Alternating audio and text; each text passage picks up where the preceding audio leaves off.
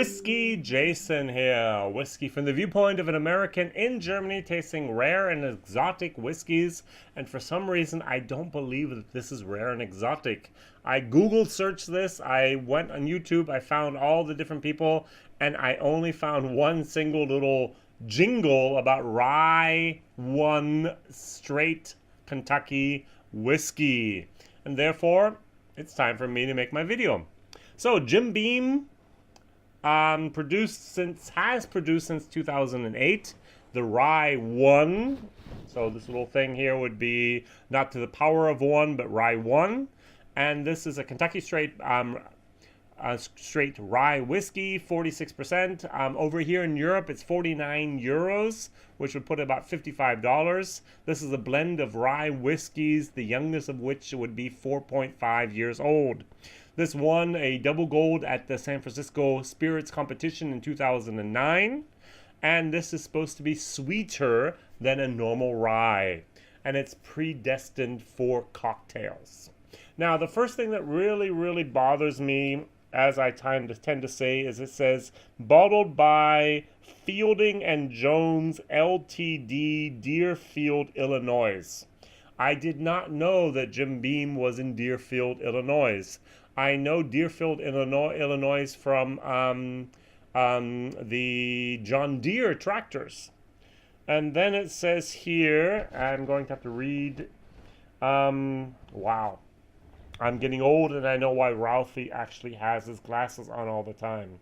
Rye One is the definition of ultra premium rye whiskey and the measure by which all others should be judged.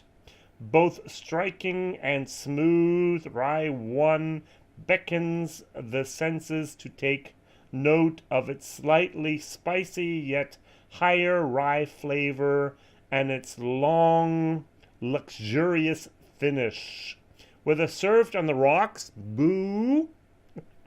I know you can drink whiskey however you like, but I'm sorry. I'm not a rocks person. Or used to elevate an otherwise ordinary cocktail, one thing is certain. The unmistakable character of Rye One will not disappoint. Enjoy the original, sophisticated, and distinct addition of attitude to your whiskey experience. I thought that was worth reading. All right, so I just did my German video. That's why I have some juice still in my glass. And I wanted to do this also for the English video. I like the bottle. The bottle is something for the cocktail area. It looks very nice. And it's heavy. I mean, it's a solid glass bottom down here. I don't know if you can see this, but I hope you can. Yeah, look, let's use my forehead. Very heavy glass bottle. Something you can throw around, something you can use, something that actually has a lot of volume in there. Nice, simple rye labeling, very nice. Now, the first time I read about this was like, well, this is more marketing. This is a gag. Come on, guys, you can do better than this. And then I took a sniff of it and was like, wait, this is actually very nice.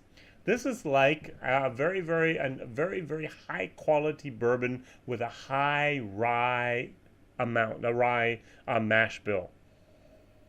And then it was like, wow, this is very nice. This is actually much better than I expected it to be. I've had many ryes in my life. One rye that I really also push at the moment would be the Jack Daniel's single barrel rye. It lost to this in my German video. Another rye that I push all the time is the Lot 40 rye whiskey from Canada. It still won. I don't know about you, but to be very honest, this is my safe place in whiskey. I don't know if you have a safe place, but if you just smell, you just sniff this and it's like, oh, it's just puts you at the benchmark and you know exactly where you're at, and everything is even worse or better than this. And this is my safe place in whiskey. Lot 40 rye whiskey, Canadian rye whiskey, is one of the best, if not the best affordable, I'm going to say the best affordable rye whiskey in the world. I love this stuff. If someone ever asked me to become brand ambassador in Germany or Europe for rye, for Lot 40, I would actually think about it. I used to always say that about Angel's Envy. No one ever asked me. So I'm going to put something else out there in the world. If anyone wants me the brand ambassador of Lot 40 rye whiskey, I love that stuff. I would convince hundreds, if not thousands of people to buy a bottle of that. Now going back to Jim Beam, Rye One here. The nose is actually terribly sweet, but terribly spicy as well. And those two things actually just totally harmonize together and create a wonderful moment of Rye One whiskey. I even get a tiny little bit of the candy cane in there. Wow. All right, let's try it.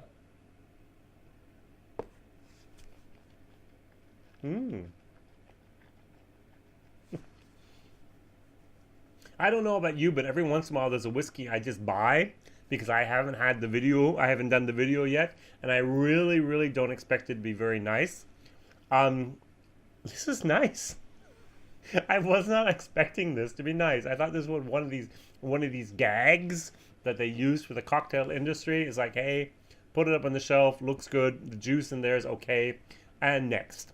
And to be very honest, the juice in this is actually better than expected. And now I'm going to actually contradict myself. I can almost imagine somebody taking this, putting it on the rocks, putting on ice in a hot summer day, and just enjoying it. This is really nice stuff. I'm going to give it a B, a solid B, which is something I don't often do. I must admit, it totally surprised me. It shocked me that Jim Beam actually made such a nice product.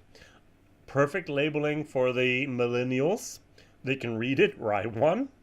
And the rest of the information is so small that us, Generation Y, need to take our glasses slowly but surely and then decipher what was written there.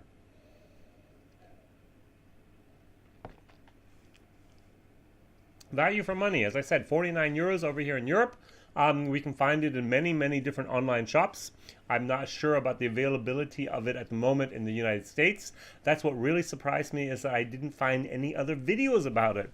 If I have my rye whiskey tubers out there, they should have discovered this by now. They should have done a video about this by now, and I couldn't find anything. Maybe it has something to do with the way it's written, with the brackets, rye, bracket closed, and the one, and so on. But however I wrote it, I just couldn't find anyone that had done it so far.